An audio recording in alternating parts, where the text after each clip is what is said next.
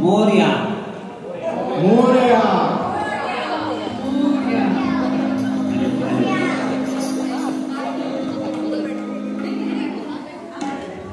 So set आहे ना आपण तसं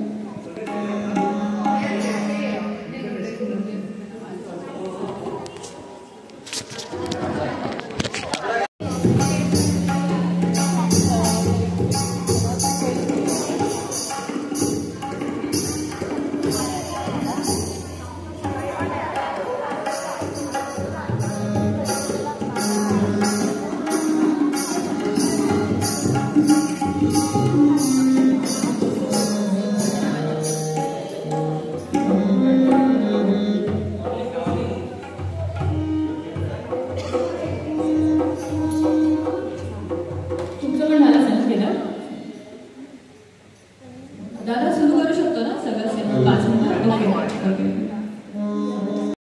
आणि ते लोकांचं गॅदरिंग व्हायला वी थॉट की कार्यक्रम करूया. तर आमच्यापैकी ऑलमोस्ट बऱ्याच जणांनी तो कोर्स केला आणि जरी कोर्स केलेला नसेल पण ते इंडिव्हिज्युअली त्यांच्या लेवलला खूप काय काय कामं करतात जे maybe end of the programme प्रत्येक जण सांगेलच काय काय करतो. So this is what is it is. दादा माईक सेट झाले का सगळे झाले ना. विशाल काय इथे I think if he wants to start exciting तुम्हाला काही बोलायचं आहे का. So first of all thank you so much ही अपॉर्च्युनिटी दिल्याबद्दल. माझं व्हॉट्सअप स्टेटस इन्स्टा बघून मला खूप जण ऍक्च्युली विचारत होते अरे काय चाललं काय चाललंय. So we are here to show you आम्ही काय करतोय. सो येस थँक्यू आणि if you want to start. Hello good evening. Ganesh Chaturthi सर्वांना शुभेच्छा. मोदक खाऊन झोप काढून सगळे आलेले असावे अशी मी अपेक्षा करतो आणि परत मोदक खायचा प्रोग्राम असावा संध्याकाळच्या जेवणामध्ये. तर त्याच्याबद्दल ऑल द बेस्ट. आणि त्याच्यानंतर तुम्ही थोडंसं एक्सरसाइज केलं नाचलं तर 2 मोदक जास्त जातात. So don't dance where ever you feel and possible. तर थोडक्यात मधुराने तुम्हाला सांगितलं की आम्ही काय करतो. तर आधी थोडं आमच्या उपक्रमाबद्दल सोसायटीबद्दल आणि ह्या बँडबद्दल थोडक्यात माहिती देतो. आम्ही यातले बरेचसे जवळजवळ 50-60% लोक आहेत जे इकॉलॉजिकल सोसायटीचे विद्यार्थी आहेत किंवा होऊ घातलेले विद्यार्थी किंवा त्या विचारसरणीला जोडलेले आहेत. तुमच्या सोसायटीमधले पण काही जण आहेत मधुरा आहेत त्याच्यामुळे आणखीन दोघं करत आहेत. म्हणजे आम्हाला असं जाणवलंय की एक विद्यार्थी त्या सोसायटीत गेला की तो इतरांना त्याची संसर्गाची लागण करतो आणि 4-5 जण सहज येतात. तर आता प्रसाद आमच्या यावर्षी कोर्स करतोय. तर इकॉलॉजिकल सोसायटी ही 1982 साली प्रकाश मुळे यांनी स्थापन केली. ती बेसिकली ते इकॉनॉमिस्ट होते पण त्यांना पक्ष्यांमध्ये आणि इकॉलॉजीमध्ये खूप इंटरेस्ट होता म्हणून त्यांनी त्या सुमारास बरंच सलीबलींबरोबर पक्ष्यांवरती बराच रिसर्च केला. लडाख मिर्झा किंवा मालडोक जो पक्षी आहे ग्रेट इंडियन बस्टर्ड त्याच्यावर त्यांनी खूप चांगला अभ्यास केला.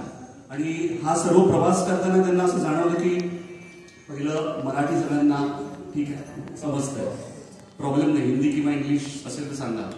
सो त्यांना असं जाणवलं की ह्या विषयात मी 80 आणि 90 सालची गोष्ट करतो की लोकांना फार कमी प्रकारची पूर्वकल्पना किंवा अंडरस्टँडिंग आहे. म्हणून 1997 पासून त्यांनी एक छोटासा उपक्रम केला की आपण ह्या विषयाला अनुसरून एखादा कोर्स करावा. आणि तो त्यांनी सुरुवातीला इरिगेशन डिपार्टमेंट बरोबर केला आणि असं करता करता करता गेली 28 वर्ष हा कोर्स पुण्यात चाललेला आहे. हे 28वं वर्ष 28वी बॅच आहे. आतापर्यंत 1000पेक्षा जास्त जणांनी त्या कोर्सला ऍडमिशन घेऊन पार्टिसिपेट केलेलं आहे. बेसिकली हा 10 महिन्याचा प्रोग्राम असतो. त्याच्यामध्ये पूर्ण it is called natural sustainable management of natural resources and nature conservation. म्हणजे पूर्ण जो प्रवास कसा आपण व्हायला पाहिजे आपला प्रवास आतापर्यंत कसा झालाय इकोसिस्टम्स काय आणि त्याच्यानंतर आपण as a human being as a one of the important element on the earth आपण कशा प्रकारे आपलं वागणूक असायला पाहिजे याच्याबद्दल आम्ही सांगतो. त्याबरोबर काही फील्ड व्हिजिट्स पण असतात. तर हा प्रोग्राम होता होता आम्हाला असं जाणवलं की आत्ता आपण या घडीला असं जाणवलं की हा विषय खूप जास्त लोकांना थोडा समजायला लागला किंवा त्याच्याबद्दल थोडीशी आयडिया यायला लागलेली आहे. म्हणून आम्ही वेगवेगळ्या प्रकारे लोकांपर्यंत जाण्याचा प्रयत्न करतोय. म्हणून आम्ही मागच्या वर्षीपासून काही छोटे छोटे प्रोग्राम पण स्टेक होल्डर्स त्याचे महत्वाचे आहेत. म्हणजे जसं for example administrators, faculties of different colleges, architects, designers, engineers यांच्याकरता पण आम्ही तो कोर्स छोटे 5-5 दिवसांचा सुरू केला. मुलांकरता पण आम्ही नेचर वॉक्स करतो. तुम्ही कदाचित पाहिलं असेल आमच्या वेबसाईटवरती किंवा आमच्या इन्स्टा हँडलवरती. पुण्याच्या आसपास जवळजवळ 15-16 असे लोकेशन्स आहेत तिथे तुम्ही 2-3 तासात जाऊन छान प्रकारे निसर्गाचा अनुभव घेऊ शकता. उदाहरणार्थ वेताळ टेकडी, वाडेरा टेकडी आहे, मातोबा टेकडी आहे, तळजाई आहे, पाषाण लेक आहे, राममुळा कॉन्फ्लुएन्स, असे बरेच इकोसिस्टम्सचे आम्ही मुलांना आणि मोठ्यांना अनुभव देत असतो. आणि हे करताना मला असं जाणवलं की जास्तीत जास्त लोकांपर्यंत पोहोचायचं असेल, ज्यांना या कोर्सच्या व्यतिरिक्त किंवा या विषयाव्यतिरिक्त जाणीव असेल, तर आपल्याला लोकांना आवडणारं माध्यम असायला पाहिजे. मग ते माध्यम कोणतं तर कला, आणि कलेमध्ये सर्वात महत्वाचं माध्यम कोणतं तर संगीत. असं आम्हाला वाटलं की संगीताच्या माध्यमातून आपण जास्त लोकांपर्यंत जाऊ शकतो. म्हणून मागच्या वर्षी जेव्हा जुलैच्या महिन्यात फार मोठा पाऊस पडला होता, तेव्हा मला असं जाणवलं की आपण काहीतरी करूया या बेसिकली थीमला धरून. आणि मग आम्ही म्हटलं की आपण एक बँड सुरू करूया. मग त्याच सुमारास पाऊस होता, मग आपल्याला ते बँडचं नाव प्रलय ठेवूया. पण प्रलय कसला तर आपल्याला सुरांचा प्रलय आणायचा आहे.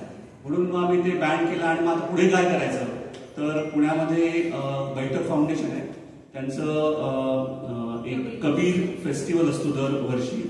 3 वर्ष म्हणजे ते 3रं वर्ष होतं. त्यांनी आम्हाला संधी दिली की तुम्ही आमच्या या कबीर फेस्टिवलमध्ये तुम्ही एक प्रोग्राम करा. म्हणून 2 फेब्रुवारीला आम्ही एक प्रोग्राम केला. तो करता करता आम्ही बरीच प्रॅक्टिस केली आणि करत करत आम्हाला असं जाणवलं की लोकांना हे आवडतंय. मग आवडतं म्हटल्यानंतर आम्ही वेगवेगळ्या ठिकाणी, आता आम्ही गेल्या महिन्यामध्ये मेट्रो स्टेशनला, सिव्हिल कोर्ट मेट्रो स्टेशनला एक प्रोग्राम केला. आणि नंतर म्हटलं की गणपतीमध्ये बऱ्याच सोसायटीमध्ये आपल्याला जाता येईल. पण आता असं आहे की आम्ही सगळे फुल टाईम हे काम करत नाही. आमचे पण इतर काही प्रत्येकाचे व्यवसाय आहेत किंवा काही नोकरी करतात. म्हणून आम्ही 2-3च या गणपतीत प्रोग्राम करतोय. तर त्यातला एक तुमच्या सोसायटीमध्ये आहे आणि त्याचं पूर्ण श्रेय मधुरा आणि तुम्हाला सर्वांना जातं की तुम्ही आम्हाला ही संधी दिली. जास्त वेळ न घेता आपण आता गाण्यांकडे वळूया. ऋषी फॅनचा खूप म्हणजे ती सुरू असेल तर ऐकून येते का अजिबात? कारण भयंकर उकडते. हां, वाटल्यास आपण माईक वाढवू, आवाज वाढवू शकतो. येस, खाली बटन नाही वाढणार. अच्छा, बरं ठीक आहे. हा, म्हणजे गाणं वाढलं चालेल का? खाली बरं ठीक आहे. 1 तास.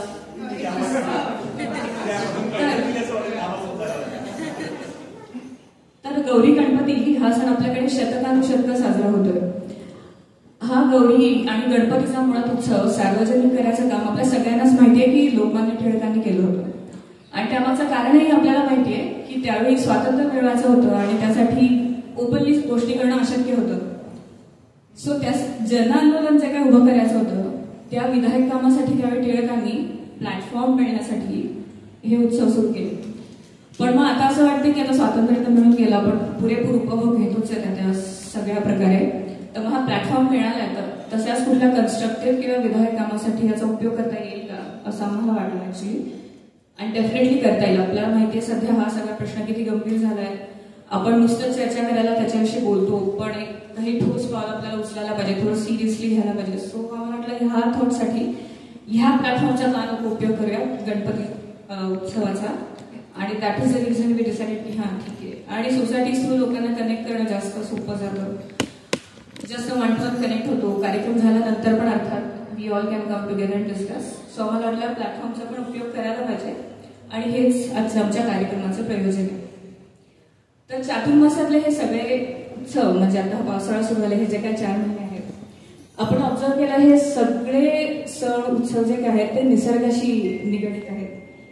आपली व्रतवैकल्य किंवा जे काही उपासना आपण करतोय त्याच्या प्रत्येक गोष्टीमध्ये तुमचं स्थानिक ज्या काही गोष्टी आहेत म्हणजे वनस्पती आहेत, झाडं आहेत, वेगवेगळे प्रॉडक्ट्स आहेत, खाण्यापिण्याचे पदार्थ आहेत, हे खूप इंटरलिंक्ड आहे. आणि गंमत म्हणजे जसं रिजन चेंज होत जातो तसं ते व्रतवैकल्य सणवार साजरे करायची पद्धत बदलली जाते का, कारण ते खूप रिजनल लेवलला आहे. सो एकच गोष्ट प्रत्येक ठिकाणी, समजा दिवाळी सगळीकडे साजरी होते पण ती साजरी करायची पद्धत वेगळी आहे. ती पद्धत का वेगळी आहे, कारण ती जास्त लोकली रुटेड आहे, रिजनल आहे. तिथे लोकली काय काय अवेलेबल आहे हे लक्षात घेऊन केलं जातं. तर पूर्वी ज्या प्रकारे उत्सव साजरे व्हायचे त्या प्रत्येक उत्सवांची सुरुवात मातीपासून व्हायची आणि त्याचा शेवट मातीपर्यंत व्हायचा. तिथे कुठल्याच प्रकारचं वेस्टेज नव्हतं, कुठल्याच प्रकारचा त्रास नव्हता आणि कुठल्याच प्रकारचा बोजा नव्हता निसर्गावर कुठे. ही त्यांची खासियत होती. उत्सवासाठी लागणाऱ्या सगळ्या गोष्टी या लोकल मार्केटमध्ये मिळायच्या. जसं मी म्हटलं, फॉर एक्झाम्पल गणपती, पूर्वी काळाचं नदी किनारी कुठेतरी जायचं, तिथून वाळू घेऊन यायचं लोक, ते माती घेऊन यायचे, त्याची गणपतीची मूर्ती तयार करायचो आणि उत्सव झाला की विसर्जन करायला परत आपण नदी किनारी जायचो आणि त्याचं विसर्जन करायचो श्रींच्या मूर्तीचं. इतकं सोपं होतं. म्हणजे आजकालचं कॉम्प्लिकेशन पाहिलं तर हे खरंच गरजेचं आहे का असं कुठेतरी आपल्या सगळ्यांनाच वाटून जातं, कारण आपल्याला सगळ्यांनाच बाकी जो काही एन्व्हायरमेंटल बोजा होतोय त्याचा त्रास होतोय आपल्या सगळ्यांना. सो तेव्हाचं स्पेशालिटी काय होती की सर्क्युलॅरिटी होती. म्हणजे end to end everything was very pure म्हणू शकतो आणि without any burden on any of the system असं म्हणू शकतो. म्हणून गणपतीचा उत्सव हे आपले सण ऍक्च्युली खरं तर खूपच महत्वाचे आहेत, कारण ते सर्क्युलॅरिटी लक्षात घेतात, कारण ते रिजनल आहेत, कारण ते प्युअर आहेत आणि ते दुसऱ्या कोणाला कुठल्याच प्रकारचा खरं तर त्रास होऊ नये म्हणून आहे. गणपतीचं खूप चांगलं हे आहे. तर कार्यक्रमाची सुरुवात आपण छानशा गणपतीच्या गाण्याने करूया. प्रीतम आणि अंतर. गणपती बाप्पा मोरया, मंगलमूर्ती मोरया. तूच सुख करता, तूच दुःख हरता, अवघ्या दिनांच्या नाथा. बाप्पा मोरया रे, बाप्पा मोरया रे, चरणी ठेवी तो माथा.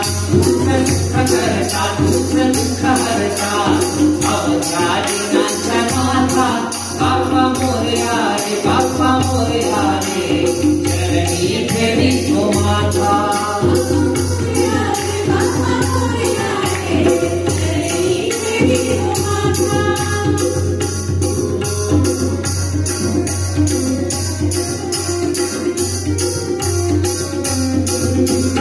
झाले पुढे 1 वर्ष, होतो वर्षान एकदाच हर्ष, गोड अन्नाचा होतो स्पर्श, गावा संसाराचा परामर्श, पुऱ्या वर्षाची साऱ्या दुःखाची वाचावी कशी ती गाथा. बाप्पा मोरया रे, बाप्पा मोरया रे, चरणी ठेवी तो माथा. बाप्पा मोरया रे, बाप्पा मोरया रे, चरणी ठेवी तो माथा.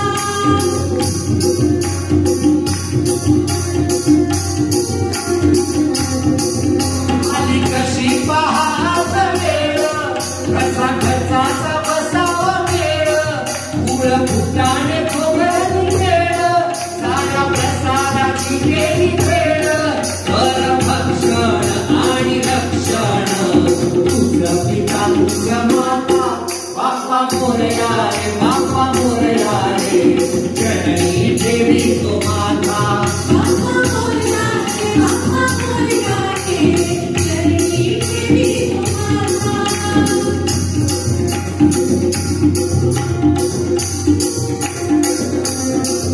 नाव काढून पोतातळाचे, गेले मोदक लाल गव्हाचे, हात ओळख साऱ्या घराचे, दिन येतील कारे सुखाचे, देवा जाणूनी गोड मानूनी, द्यावा आशीर्वाद आता.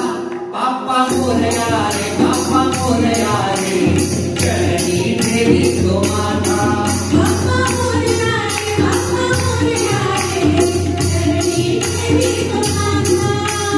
सुख करता, तुझं दुःख हरता, अवघ्या दिनांच्या नाथा. बाप्पा मोरया रे, बाप्पा मोरया रे, चरणी ठेवी तो माथा. बाप्पा मोरया रे, बाप्पा मोरया रे, चरणी ठेवी तो माथा. बाप्पा मोरया रे, बाप्पा मोरया रे, चरणी ठेवी तो माथा. गणपती बाप्पा मंगलमूर्ती. अर्थात आमच्या कार्यक्रमाचं नाव आहे कबीर अँड क्लायमेट. थोडंसं कबीर तत्वाबद्दल. कबीर हा खरं खूप पूर्वी होऊन गेला आहे आणि देहरूपाने तो तुमच्यासारखा माणूस म्हणूनच होऊन गेला होता. पण सध्याचा त्याचा रेलेव्हन्स पाहिला तर आम्हाला कबीर म्हणजे एक विचार वाटतं, एक प्रिन्सिपल वाटतं, it's a thought, it's a methodology. त्याच्या भोवताली त्या काळात घडत असलेल्या सगळ्या गोष्टी कबीर खूप डोळसपणाने बघत होता आणि तुम्ही कदाचित कबीराचे दोहे वाचले असतील तर त्यांनी त्या काळच्या सामाजिक दिसण्यावर ज्या काही तिला त्रुटी वाटत होत्या त्याच्यात त्यांनी पिन पॉइंट केलेलं आहे. मी त्या दोह्यांमध्ये ही always refers to the social injustice also, जे खूप म्हणजे डिटेल वाचलं तर लक्षात येईल. सो तो कबीर म्हणतो, बुरा जो देखन मैं चला बुरा न मिलिया कोई, बुरा जो देखन मैं चला बुरा न मिलिया कोई, जो दिल खोजा अपना, जो दिल खोजा अपना मुझसे बुरा न कोई. अर्थात आपल्याला बाहेर दिसणाऱ्या सगळ्या वाईट गोष्टींची सुरुवात कुठे ना कुठे आपल्यापासून होत असते. पण जेव्हा आपण काहीतरी सामाजिक बदल घडवायचा आहे किंवा या केसमध्ये आपण म्हणतोय की आपल्याला बाबा निसर्गासाठी काहीतरी करायचं म्हणतोय, तर हे करताना फक्त स्वतःला बदलून चालणार नाहीये. स्वतःबरोबर तुम्हाला सगळ्या आजूबाजूच्या लोकांनाही बदलावं लागणार आहे आणि ते मोठं अवेअर्ड ऍक्ट करावं लागणार आहे. तर निसर्गाचा ऱ्हास जो आपण आपल्या आजूबाजूला आज बघतोय याचा थेट संबंध हा स्पर्धांशी आणि आपल्या म्हणजे माणसाच्या मनातल्या ज्या असमाधानी वृत्ती आहेत त्यांच्याशी जोडलेला आहे. मुळात आपण सगळे एकच आहोत. हा धागा कबीराप्रमाणेच मराठी संत साहित्यात सुद्धा किंबहुना भारतीय एकंदरीतच भारतीय तत्वज्ञानात कित्येक ठिकाणी ठळकपणे हा धागा दिसून येतो. आपल्यात द्वैत नाही, सगळे प्राणी मात्र एकमेकांवर अवलंबून असतात आणि मुळात आपण संपूर्ण आहोत. अर्थात पिंडी तेच ब्रह्मांडी हा आत्मज्ञानाचा वैश्विक विचार, एनलाइटनिंग युनिव्हर्सल थॉट ज्ञानेश्वरांनी सुंदररित्या मांडलाय. ऐकूया, जाणे अज मी अजर. प्राचीन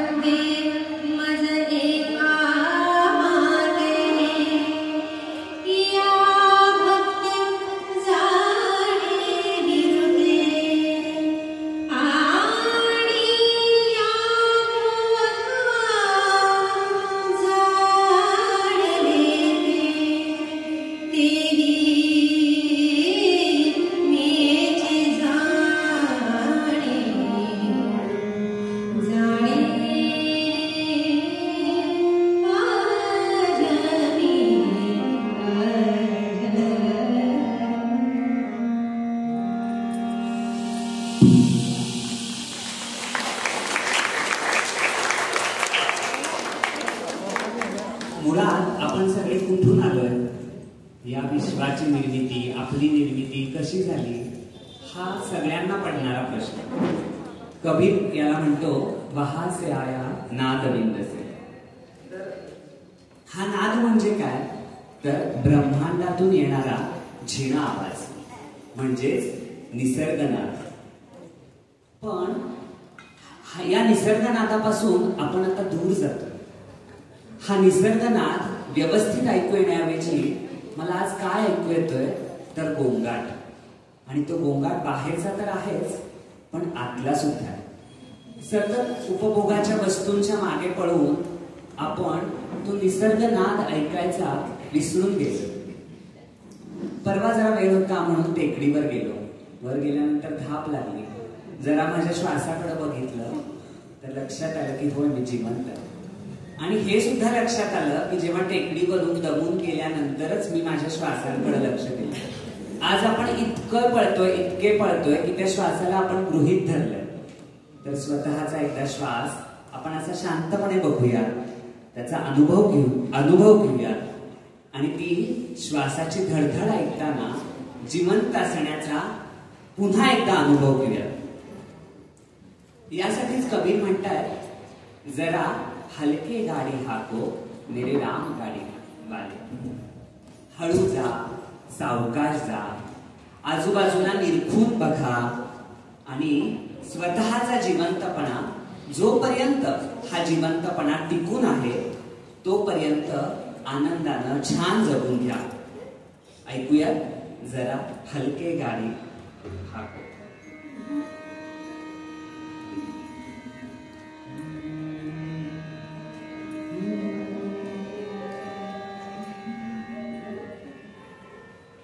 गाड़ी मारी रंग रंगीली, पहिया है लाल गुलाल. जरा हल्के गाड़ी हाको मेरे राम गाड़ी वाले.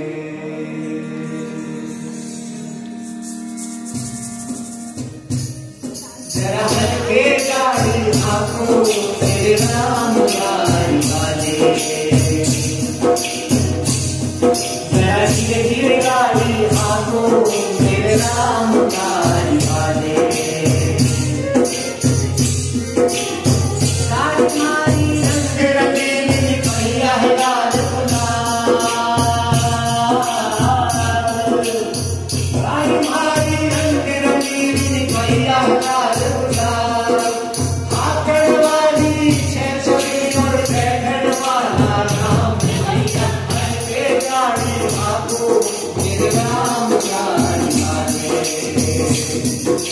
धीरे धीरे गाड़ी हाको मेरे राम गाड़ी वाले.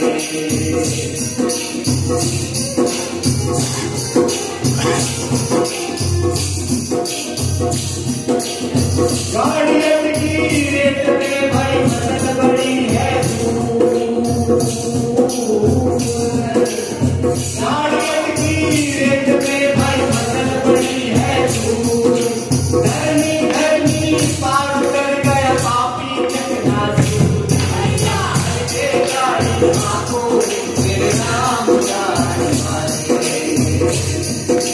धीरे धीरे गाड़ी हाको मेरे राम गाड़ी वाले.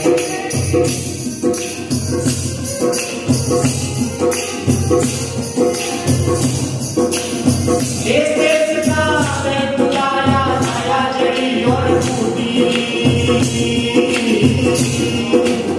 देश देश का मैं बुलाया, छाया जड़ी और टूटी. जड़ी टूटी तेरे सामने जड़ सामने करती छूटी. हल्के गाड़ी हाको मेरे राम गाड़ी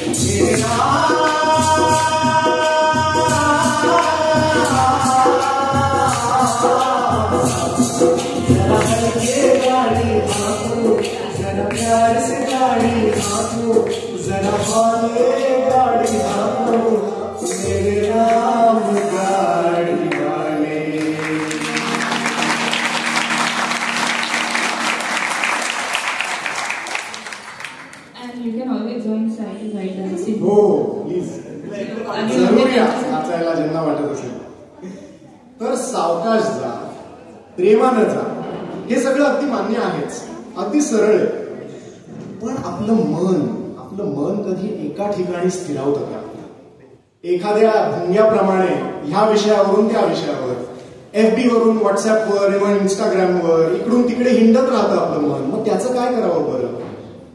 तर ज्ञानेश्वर माऊली या भ्रमररूपी मनाला भक्तीचा मार्ग निवडून विठ्ठलाशी एकरूप व्हायला सुचवतात. आपण सगळ्यांनी सुद्धा आपली सारी निष्ठा, सारी भक्ती, सारी शक्ती जर निसर्ग संवर्धनासाठी वापरली तर ही पृथ्वी पुन्हा समृद्ध अर्थात झिणी व्हायला वेळ लागणार नाही. तर चला ऐकूया माऊलींच्या शब्दात.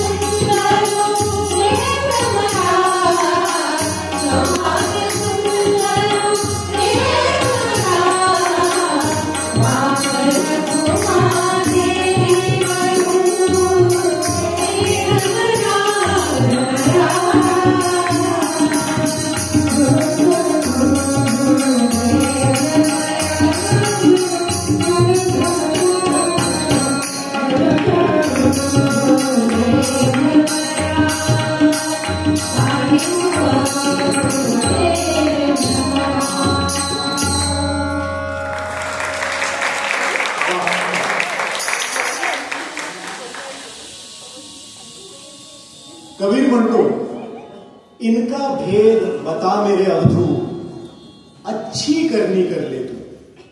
इनका भेद बता मेरे अवधू, अच्छी करनी कर ले तू. थोडक्यात या मनाला ओंजारून गोंजारून आपण सगळेच आपला कर्मरूपी धर्म पाळत असतोच. मात्र ते करताना कर्म, आपले कर्म हे अच्छी करणी आहेत ना, हे काळजीपूर्वक आपण पाहायला हवं. आपण नीट विचार केला तर सगळ्या संत साहित्याचं सार हेच तर आहे. अगदी परफेक्ट सांगितलं. आणि हे याचा जेव्हा विचार केला तेव्हा मला लक्षात आलं की माझं आयुष्य सुद्धा अगदी समुद्राच्या लाटांसारखं खळाळतं, मस्त, आनंदी आणि जोशपूर्ण आहे. आणि याचं कारण असं की कमीत कमी पसारा, कमीत कमी वस्तू, कमीत कमी उपभोगाच्या वस्तूंची खरेदी हे जेव्हा करू तेव्हा आपल्या लक्षात येतं की जितक्या कमी वस्तू आपल्याकडं तितका पसारा कमी आणि तितका आनंद जास्त. जरी मग आपला खिसा थोडा कमी गरम असेल किंवा मी फार पोर्शे सारख्या मोठमोठ्या गाड्यांमध्ये फिरत नसेल तरी सुद्धा आज मला असं जाणवतंय की मी आनंदी आहे, मी मस्त आहे, मी मजेत आहे. आणि हेच खरं तर प्रत्येकाला कळायला पाहिजे असं मला पर्सनली वाटतं. क्या बात आहे प्रीतम. तर यावरून एक गुजरातीमध्ये फक्त निसर्गासाठी गाणी लिहिणारे कवी आहेत, कवी ध्रुव भट, जे कबीर महोत्सव किंवा कबीर फेस्टिवल ऐकतात त्या लोकांना हे गाणं कदाचित माहिती असेल. तर ते म्हणतात की माझं आयुष्य म्हणजे त्यांचं बरं का, ध्रुव भटांचं, माझं आयुष्य समाधानी चिंतामुक्त आहे कारण माझ्या आत दडलेला आनंदाचा समाधानाचा खजिना मला गवसलाय. आणि गंमत म्हणजे या खजिन्याला ना समुद्रासारखी भरती आहे ना समुद्रासारखी ओहोटे सुद्धा बरं का, आणि ना त्याला जमा खर्चाचा हिशोब आहे. It is a constant thing because it is inside me.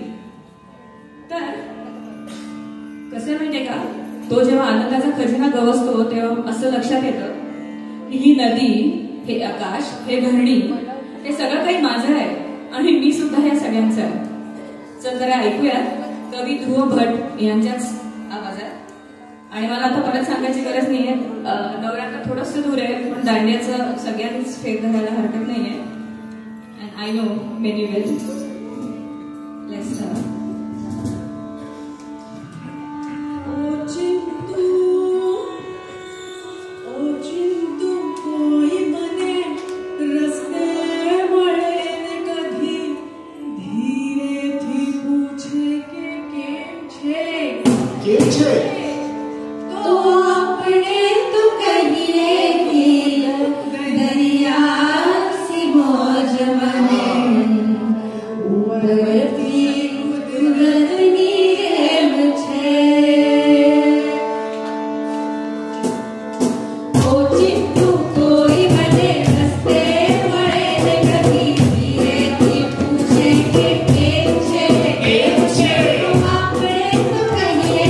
Thank you.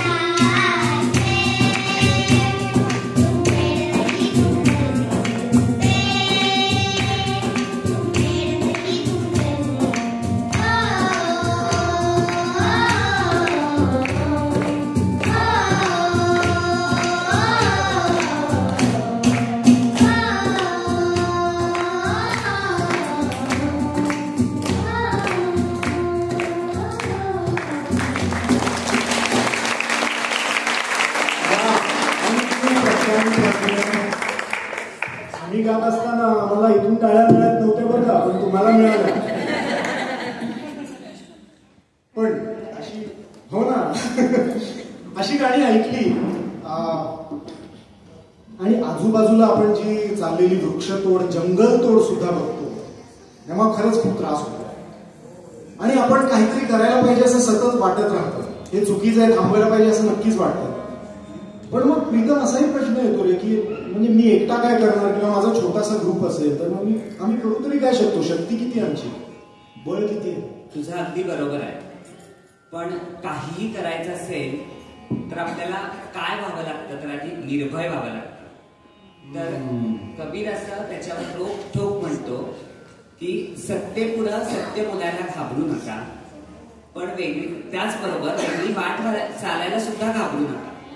या पर्यावरणाच्या लढ्यात जे आम्ही सगळे प्रत्येक जण काही ना काहीतरी पर्यावरणासाठी करतोय, तर आम्हाला आपल्या सर्वांना निर्भय होऊन उतरायला लागेल, तरच आपल्याला यश मिळेल. तर हेच ऐकूया, निर्भय निर्गुण गुण रे गाऊंगा.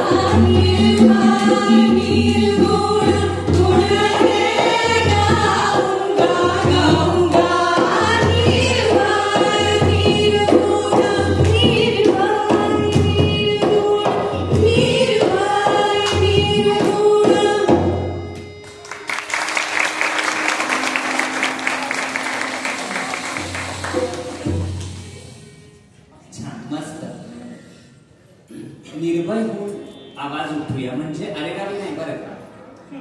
तर गणपती उत्सव आपण जो साजरा करतो, तर आज आपल्याला काय बघायला मिळतंय, तर भल्या मोठ्या पीओपीच्या मूर्त्या, असह्य होणारा, कानाला असह्य होणारा डॉल्बीचा आवाज, अतिरेक झालाय.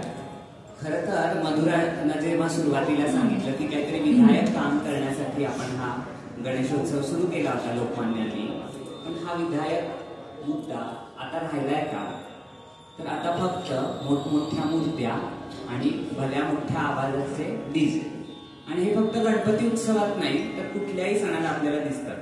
तर त्याच्यामुळं काय आनंद मिळतो तो ज्याच्या त्याला माहिती, पण या सगळ्या गोष्टींचा अतिरेक झालाय. खरं तर मधुरानं जसं सांगितलं की नदी किनारची माती आणूया आणि आणायचे आणि मग गणपती करायचे. पण आता जर बघितलं तर नदी किनारा जसा हवा होता तसा राहिलाय का? तिथे सुद्धा कॉन्क्रिटीकरण सुरू झालंय. तर माती आपण आणायची कुठून आणि गणपती आपण करणार कुठून? तर नेत्यांचे वाढदिवस, लग्न, मिरवणुकी या सगळ्यांनाच हे स्वरूप प्राप्त झालंय. आणि प्रत्येकाची याच्यात चढावड आहे बरं का. माझ्या डीजेचा आवाज, डॉल्बीचा आवाज मोठा का तुझ्या डॉल्बीचा आवाज, पण त्रास आपल्यासारख्या सगळ्यांनाच होतो. तर हे सगळं कशासाठी? तर ही तर एक मायाच आहे ना. तर याच्यावर संत चोखाबाई म्हणतात, अवघा रंग एक झाला, अवघा रंग एक झाला, रंगी रंगला श्रीरंग. तर अर्थात द्वैतापासून, म्हणजे you and me we are separate, that means duality. द्वैतापासून अद्वैताचा प्रवास, म्हणजे ड्युअलिटी पासून वननेसचा प्रवास. सो ह्यात मी पासून आम्ही, म्हणजे जिथे आपण सुरुवातीपासून मी it is self, then it comes our family, तो हाच प्रवास पुढे कंटिन्यू करून आपण सगळ्या विश्वाला खरंच माझं कुटुंब आहे असं जर समजलं तर ह्या ज्या मायेच्या, आणि खरोखरच मी सगळेजण नंतर विचार करणार, मला माहिती म्हणून मी सांगते, आपण या सगळ्या गोष्टींमध्ये खूप गुंतलोय. We are very selfish people, we are very selfish being असं आपण म्हणू शकतो.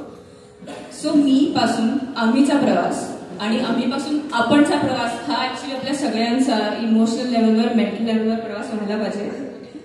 आणि त्यामध्ये जेव्हा आपण म्हणतो तेव्हा ही झाडं आली त्याच्यामध्ये, त्याच्यातले छोटे छोटे जीवजंतू आले, जमिनीच्या खाली जी मुळं गेली आहेत, या तिथे जे काही प्राणी किंवा जे काही आहेत ते सगळं आलं, सगळे जीवजंतू छोटे मोठे, ते सगळं आपला भाग आहे. हा जेव्हा आपण विचार करू तेव्हा आपोआप आपला ऍटिट्यूड, अप्रोच बदलणारे या गोष्टींना पाहायचा. तर आपण सगळेजण जे काही म्हणतो आम्ही की माया, प्रीतमनी सांगितलं ही पण माया आहे, मला डीजेचा आवाज पाहिजे. तो माया कवी नाही म्हणताना आपण संत गोरखनाथांनी खूप छान एक्सप्लेन केलं. त्या मायेविषयी आपण ऐकूयात स्वरदा प्राची आणि शिल्पा. काची छे काया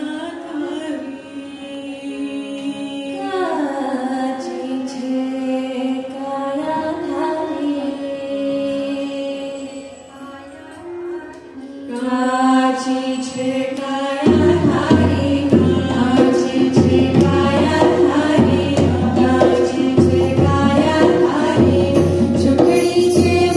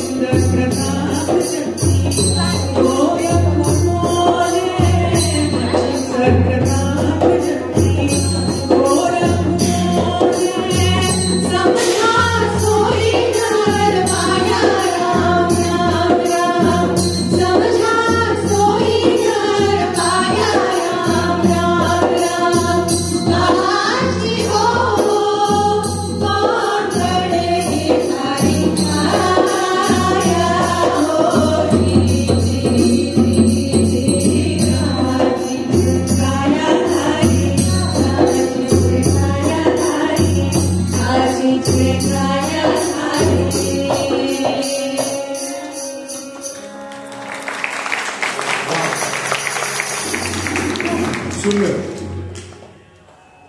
आपण सगळे ना बिग फास्ट आणि मॉल, बिग फास्ट मॉल या सगळ्या भ्रामक कल्पनांमुळे आपण आपल्या रोजच्या जगण्याचा वेग वाढवून ठेवलेला आहे. पण स्मॉल स्लो आणि लेस, स्मॉल स्लो लेस असं जगण्यातला आनंद आपण कधी समजून घेणार आहोत का? आपल्याला सगळ्यांना एकत्र जायचंय पुढे आणि म्हणूनच सावकाश जावंच लागणार. निसर्गातील प्रत्येक गोष्ट जशी संयमाने घडत असते, आपल्या वेळेनुसार घडत असते, त्याच संयमाने. कबीर म्हणतात माझी कार वापरतो आणि ॲट सोसायटी लेवल माझ्या सोसायटीमध्ये पण आमच्या काही उपक्रम करण्याचा प्रयत्न केला आहे. आमच्या सोसायटीमध्ये आम्ही आमचं पाणी जे आहे वेस्ट वॉटर आहे ते एसटीकडनं ट्रीट करून नदीत सोडतो, किंवा आम्ही आमचा पूर्ण जो ओला कचरा आहे तो चिरवून त्याच्यापासून आम्ही कंपोस्ट बनवतो. असे आम्ही सोसायटी लेवलला पण उपक्रम केलेले आहेत. तुम्ही पण करू शकता किंवा करतही असाल. नमस्कार, माझं नाव प्रीतम, सॉफ्टवेअर इंजिनियर आहे आणि निसर्गासाठी गेल्या 5 वर्षात आम्ही एकही साबण शॅम्पू काही घरात आणलेलं नाहीये. 5 वर्ष 2020 पासून रिन, व्हील, लक्स, डव यातलं काही नाहीये. 5 वर्षात माझी 5 वेळेला सुद्धा ऑनलाईन शॉपिंग झालेली नाहीये. डीमार्टला पण 5 वेळेलाही जाणं झालेलं नाहीये. आणि जवळच्या किराणा मालाच्या बालाजी किंवा कुठल्याही जवळच्या किराणा मालाच्या दुकानात स्वतःच्या घरातल्या प्लास्टिकच्या पिशव्या घेऊन जातो. त्यातूनच दर महिन्याचं साखर जे काय आणायचं आणतो. आणि हे 2 वर्ष त्या एकच पिशव्या चालतात. नमस्कार, माझं नाव आहे अंगद. मी औंधला राहतो आणि पुण्यात यायचं मध्यभागी की खूप अशी चिडचिड होते युनिव्हर्सिटी रस्ता क्रॉस करायचा असला की. पण त्यासाठी एक सोपा उपाय म्हणजे सायकल वापरणं, जो मी जास्तीत जास्त प्रयत्न करतो. आणि मला असं वाटतं, म्हणजे माझा प्रयत्न आहे की व्यायामासाठी नाही किंवा फक्त व्यायाम म्हणून नाही तर वाहन म्हणून सायकलचा वापर करावा. त्याला बास्केट बसवून घेतली आहे, सो त्याच्यात सामान सुद्धा जातं, बॅग वगैरे जाते. तर तो माझा जास्ती प्रयत्न असतो. घरी आम्ही एक गोष्ट करतो म्हणजे आमचा ओला कचरा 2009 पासून आम्ही त्या घरात राहायला गेलोय, तर एक कण सुद्धा ओला कचरा घराच्या बाहेर नाही गेलाय. कंपोस्टिंग आम्ही करायचो कायम. आणि गेल्या 3 वर्षांपासून आम्ही ओल्या कचऱ्याचं बायोगॅस निर्मिती सुद्धा करतो आणि ते आम्ही किचनमध्ये इंधन म्हणून वापरतो. सो आमचे 2 किचन हे पूर्णपणे बायोगॅसवरती चालतात. LPG फक्त स्टँड बाय साठी ठेवलंय आम्ही. पण आणि हा आमचा फक्त आमच्या घरचा कचरा नाही तर आम्ही स्वच्छच्या ज्या आमच्या बाई आहेत त्यांच्याकडनं विकत घेतो ओला कचरा आजूबाजूच्या लोकांपासून, आणि असं एक 10 किलो रोज. सो एकाच घरामुळे पुण्याच्या म्हणजे PMCच्या प्रोसेसिंग प्लांटकडे 3.5 टन वार्षिक कचरा तरी कमी होतो ओला. आणि आम्हाला चांगलं इंधन सुद्धा मिळतं, उत्तम खत मिळतं, ज्याच्यामुळे आमचं गार्डन पण अगदी बहरलं आहे. सो असे काही प्रयत्न करतो.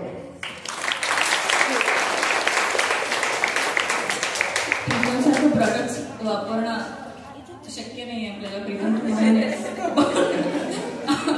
महान नाहीये. So what I try is, class केल्यानंतर पहिला मी गोष्ट प्रयत्न केला की जे आपण खूप हार्मफुल केमिकल असलेले प्रोडक्ट्स आपल्या सगळ्यांच्या घरी आहेत आणि थोडंसं स्वार्थीपणाने विचार करून ठीक आहे निसर्गाला त्रास होतोय पण मुळात आपल्याला त्या हार्मफुल केमिकल्सचा आपल्या शरीराला त्रास होतोय. सो पहिली गोष्ट मी हार्मफुल केमिकल असलेले केमिकल्स शिवाय प्रॉडक्ट्स होऊच नाही शकत, क्लिनिंग होऊ नाही शकत, म्हणजे हार्मफुल नाही आहेत ना. So there is always a list on the internet, तुम्ही बघू शकता तुमच्या प्रॉडक्ट्समध्ये ते कुठले कंटेंट्स आहेत. सो मी खूप स्ट्रगल केला आणि आता काउंट डाऊन माझ्याकडे 2-3 ब्रँड्स आहेत की जे खूप चांगले आहेत. आपलं एक मिसकन्सेप्शन असतं फेस घाला, खूप साबण घालून खूप फेस आला की स्वच्छ झालं, खरं तर तसं नसतं. पण म्हणून तसा फेस निर्माण करणारे पण प्रॉडक्ट्स आहेत. So I can definitely share with you is interested. अजून एक मी माझ्या लेवलला गेला की पॅड्सऐवजी मी कपवर शिफ्ट झाले. तुम्ही सगळ्या माझ्या मैत्रिणी आहेत ते तुम्हाला सांगू शकते. सो तो पण एक खूप बोजा कमी होतो. माझ्या सासूबाई खूप काय करतात आणि त्या सांगत असतात, सो ते मी नाही मेन्शन करणार. आणि अजून एक ते प्रॉडक्ट कन्वर्ट करण्यात ऋषिकेशचा भयंकर मोलाचा हात होता, ऋषिकेश आणि नीता मावशी. So I always thank them की त्यांनी एक्सपेरिमेंट करून घेतले. So thank you.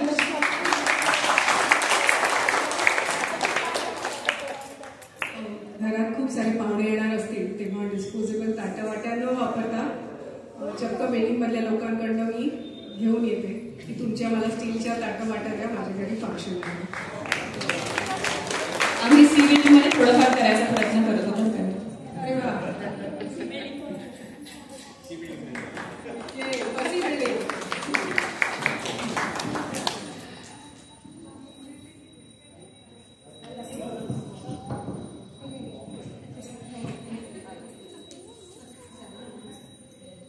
आणि मी पण माझ्या काहीतरी छोट्या स्टेप्स घेत असते. सो एक गोष्ट म्हणजे हॉटेलमध्ये गेल्यानंतर पाणी टॅप वॉटरच मागायचं, बिस्लरीचं पाणी मागायचं नाही. आणि काही त्या छोट्या छोट्या बिस्लरीज आणून ठेवतात प्रत्येक टेबलवर. सो एवढ्या इथे बसलेल्यांनी जरी ठरवलं की नाही बिस्लरीतनं पाणी प्यायचं नाही, आणखी बाहेर जाताना just carry your own bottle. It's not difficult, it's just about getting into that habit. खूपच छान, खूपच छान. इथे बसलेली सगळी लहान मुलं हा निश्चय नक्कीच करू शकतील, राईट. आणखी दुसरी गोष्ट म्हणजे हॉटेलिंग खूप आहेच आहे वाढलेलं. सो हा विचार करताना की बिफोर वी ऑर्डर, तर शक्य असेल तर डबे घेऊन जाऊन पार्सल आणणे हे पण मी नेटाने करते. सो दॅट घरी पुन्हा ते पार्सल त्याचा कचरा हे होऊ नये. सो इफ वी थिंक की माझ्या केलेल्या प्रत्येक कृतीने मी कचराच क्रिएट करणार आहे का, द आन्सर इज येस. तो रिथिंक आणि रिड्यूस वेस्ट त्यांनीही खूप हातभार लागणार आहे, कारण प्रत्येक energy conversion is costly. So तो हाही विचार करू शकतो की झिरो वेस्ट पार्टीज आपल्याला करता येतील का, specially for the kids. Can you decide की माझी पुढची बर्थडे पार्टी झिरो वेस्ट असणार आहे, मी अजिबात काही रियुजेबल कप्स त्याच्यात वापरणार नाही, असं काहीतरी. सॉरी, डिस्पोजेबल्स मी अजिबात वापरणार नाही. स्टीलच्या प्लेट्स ॲज शिल्पा सेट, तुमच्या मित्रमैत्रिणींकडून प्लेट्स आणि ग्लासेस आपण वापरू शकतो का, हा सगळ्या लहान मुलांनी विचार करायला हरकत नाही. आणि आजकाल थीम पार्टीजची फारच चालती आहे, थीम वेगवेगळ्या ठरवल्या जातात. तर झिरो वेस्ट ही पण एक थीम असू शकते आणि तिला आपण पॉप्युलर करू शकतो.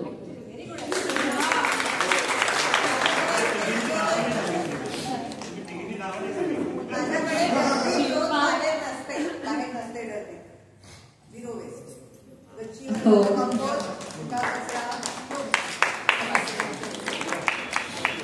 नमस्कार, मी स्वरदा. आमच्या सोसायटीत पण आहे. सो मला पण अगदी प्रीतमसारखं शक्य नाही झालेलं, खूप कामाच्या व्यापात इतकं सगळं करणं शक्य होत नाही.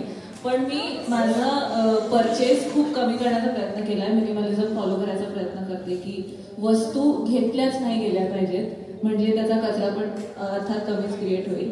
आणि आपल्याकडे इतके प्रलोभनं अवेलेबल असतात, ऑनलाईन शॉपिंगचे इतके सगळे प्लॅटफॉर्म्स आहेत, इतक्या गोष्टी सतत दिसत असतात, तर इम्पल्स बाईंगला पण कंट्रोल करणं फार कठीण होतं बरेचदा. तर असं होतं की कार्टमध्ये टाकून ठेवायचं आपल्याला आवडलेल्या गोष्टी, जितक्या पाहिजे तितक्या सगळ्या टाकून ठेवायच्या आणि थांबायचं, एक रात्र झोपायची. आणि ते 99% असं होतं की दुसऱ्या दिवशी आपण विसरून जातो, कारण त्यावेळी काहीतरी वाटलेलं असतं, ते करण्यासाठी आपण बाईंकडे जातो.